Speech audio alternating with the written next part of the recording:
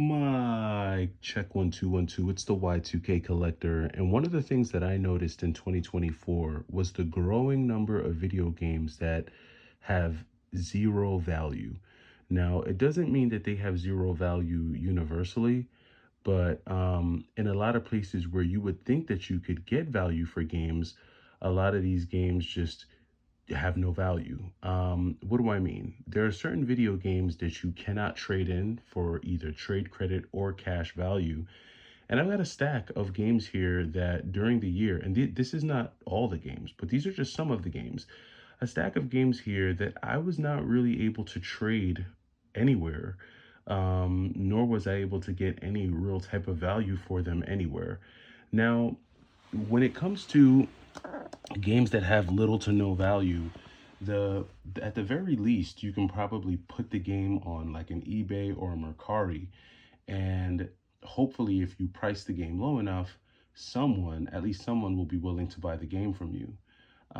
Additionally, I know of at least one mom and pop shop that will take every single game you bring to them. However, they may just wind up giving you 10 cents for the game or 5 cents for the game, which, I mean, at that point, you might as well just start, collecting cans and bottles, really. You'll probably get more money just recycling cans. So I think this is a very interesting trend that we'll probably see increase in 2025. But I just wanted to show you 5 games that really had no value at all. And we'll start off with the first one, which is WWE There Goes the Neighborhood, or WWE In Your House. Now, this was a game that I actually picked up from a GameStop that refused to buy it from someone that was trading in a bunch of games.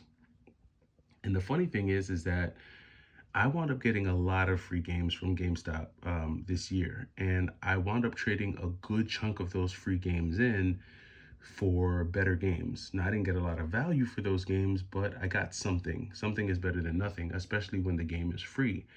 But for whatever reason, there were no mom and pop shop that was willing to take In Your House. And the crazy part about it is that if you look this game up on price charting, this is a $20 to $25 game. But for whatever reason, no retro game store was willing to take this game on. And, it was kind of rendered pretty much useless. It had no value in the face to face trade market when it comes to like GameStop or any like local retro video game stores. And I thought that was pretty interesting, especially considering the fact that it had some decent value on price charting. The fact that it was $20 to $25, you would think that this game would have, been trade worthy, but neither GameStop nor mom and pop shops wanted it. And so this was one that I decided to keep in the collection just because it's more nostalgic. It's kind of like a novelty game, but no one wants it. Now, I'm sure if I put this game on like eBay or Mercari for $5, maybe someone would buy it. Um, but then you'd have to ask, what's the discrepancy between price charting and what people are actually willing to pay? And this is something that we're going to start to see, which may render price charting useless moving forward for certain games. A lot of people, I know a lot of game store owners that are no longer even using price charting. They're just going back to eBay sold listings for, to get an idea of what games are worth. But this is just a prime example of some of the discrepancy that we're seeing in price charting versus what people are actually willing to pay for this game in the wild. So this is an interesting one. Another game that had zero value was SpongeBob SquarePants, and this one is a little bit different because this one's actually pretty fun. Like, I played this game a little bit, and it's a greatest hits PlayStation 1 game. So this was a fun game at one point. But much like There Goes the Neighborhood, this is another one of those games that just game store owners just don't seem to find any value in, and GameStop refuses to take it in for trade credit. So even though it's a decent game, it's fun. It's just one of those games that's kind of fallen into the abyss of, no one really wants it. So is the value that we see on price charting for it, is it actually real? or is this just, a number that's based on really old sales or just perceived value? And this is where the value game is going to come into play. Now, there are certain games like Grand Theft Auto Vice City. This is a game that um, I tried. I think I got this for free from GameStop. Sorry about that. I got this for free from GameStop, and I tried trading this game in at multiple stores, but multiple stores refused to accept this game because they probably had 2 to 3 copies of it already. Now, there are a lot of games that will, I think, fall into this category in 2025. Very popular games, games that have millions of copies still floating out there, that are not super rare, that a lot of people know about. I think these types of games are going to really become hard to sell. You probably won't even be able to give some of these games away because people just aren't interested, they're just not interested in them. Now, I think this is a great game that you can throw in, like if you were selling a PlayStation 2 bundle and you wanted to just throw in a game to get a person started who maybe never owned a PlayStation 2 or is just figuring out the PS2 for the first time. This makes for a pretty good throw-in game, but I don't think that this game on its own has any real value in terms of the trade market, in terms of getting any money for it. It's really weird because, again, this is a good game. Most of the games that we're going to talk about here are great games. They're fun games, and at one point they were the game to play. It's just, here we are 20, 25, 30 years removed, and people are kind of, I don't want to say over it, but there's such an abundance of this game that I don't really think it matters in the eyes of, retro game store owners or collectors or even like, GameStop. They're just not interested. Now, this one was a shocker to me. I was really surprised. Teenage Mutant Ninja Turtles for the GameCube. Now, first of all, I think it's really rare to find a GameCube game that has no value, and I'm not including sports titles. We know most sports titles don't go for pretty much anything, regardless of what the system is, the platform, or whatever. But Teenage Mutant Ninja Turtles is a pretty solid 3D, beat 'em up game. It's Ninja Turtles. Everyone knows Ninja Turtles. Everyone loves Ninja Turtles. It's a Konami game. I think that this is a very fun game. And this is another one that price charting has, I think, somewhere between like 15 and 25 bucks. I was able to get this complete in box for free from GameStop because they refused to accept this game.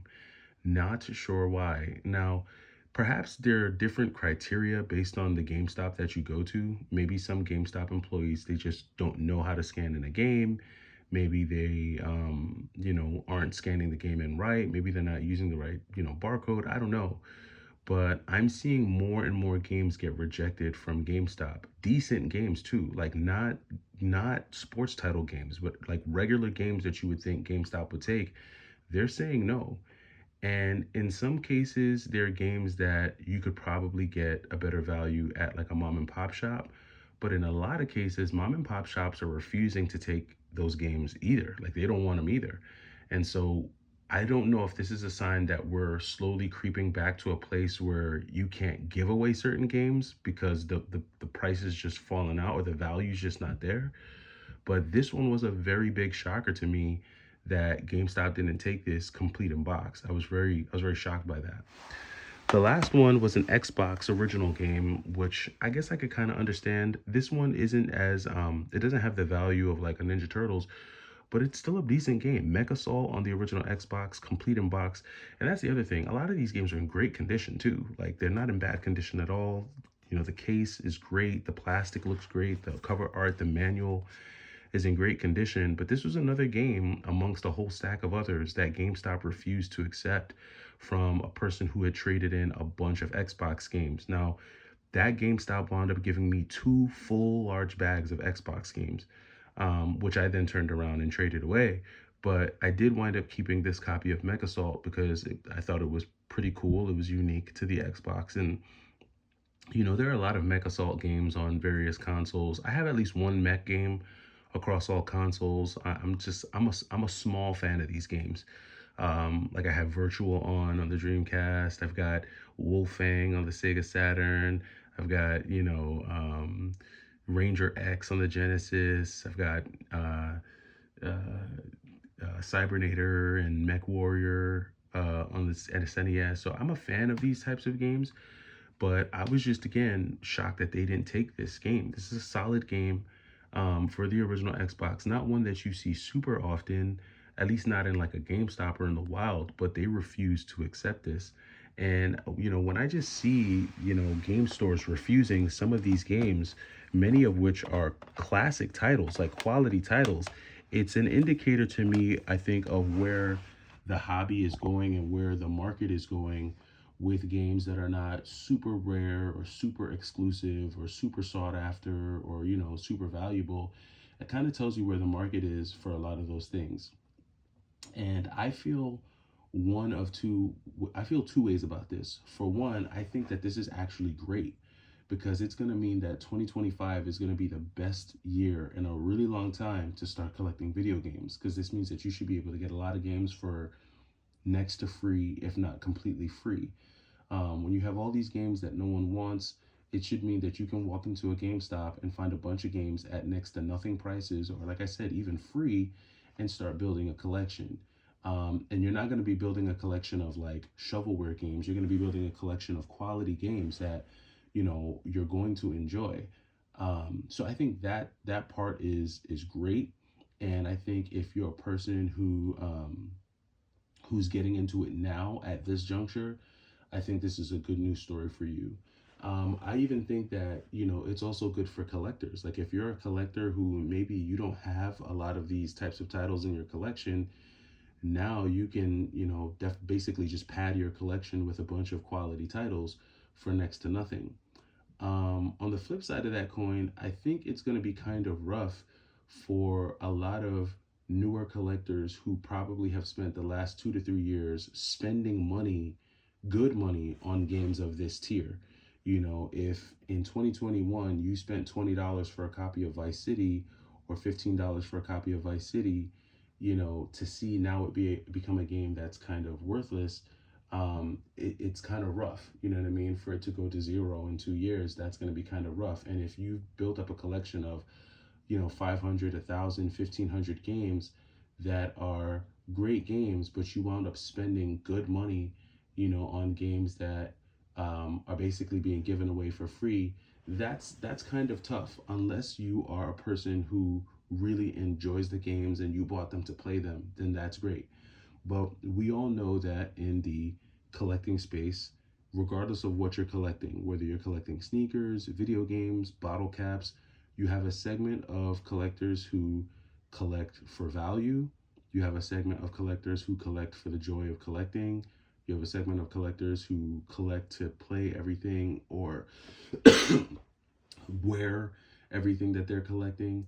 And I think for the value collectors, this could spell trouble for the value of your collection. If you're someone who constantly checks the value of your collection, I think I'm a mix of everything. If I'm gonna be quite honest, I only collect games that I'll play, but I also collect a lot of games that have good value. But it just so happens that in my case, the games that I'll play are valuable games. Like I like the games that I like a lot of times are games that have significant value to them. Not all the time, but a lot of times. I mean, even if you look at something like my NES collection, like this is a good example of what I'm talking about.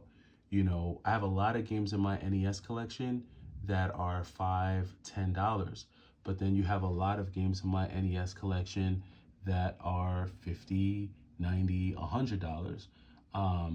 But what you'll notice is that there's a common trend in everything that I collect, which is like ninja games, beat 'em up games, action platformers, shoot 'em ups, and things of that nature. And it just so happens that some of the more expensive games, especially when you look at like third and fourth generation gaming, some of the more expensive games are beat 'em ups, are platformers, and everyone knows that for the most part, shoot 'em ups are just expensive, regardless of the platform. If it's a good shoot 'em up, if it's a shoot 'em up people know about, it's going to be an expensive game. And I've always been a shoot 'em up fan ever since the days of watching my bro. So I think that just seeing this trend of not being able to even give some of these games away, I think is pretty funny, because even in a lot of cases with all of these games, a lot of these games were actually sitting on the counter at GameStop. So it's not like I walked in and they were waiting to give me these games. Well, that did happen a couple of times, but in a lot of cases, these free games were sitting on the counter at GameStop with a big sign on it that said free games, and people were still walking right by these games and like, I don't want them. So that, just let that tell you the story right there. That tells you that most people who go into GameStop, they probably don't even have the systems required to play these games. A lot of people aren't walking around. A lot of people don't have a PlayStation 2 in their house. They don't have a GameCube. They don't have an Xbox. It's mainly the collectors and the retro enthusiasts who have these devices that will allow them to play these games. And that's why a lot of times these games will sit on shelves at GameStops. And again, the other day I walked into a GameStop and found a complete in-box Pokemon Gale of Darkness that had been sitting there for at least a week. And this was fully complete. It had the manual and the poster. But that's probably because a lot of the people in the area don't even own a GameCube. So what are they going to do with it? And unless you know that Gale of Darkness is worth $230, you're not going to go for it. So I think it's a very interesting time. Let me know what you guys think. Have you guys been seeing this trend more where games can't even be given away? I'm interested to know your thoughts. I will be working on that video. Hopefully I should be able to drop that this afternoon for you guys. I think the battery on my camera is charged up, and I'll share with you some of the good times that we had last week. But let me know your thoughts down below, and I'll catch you in the next video. It's the Y2K Collector. Take it easy.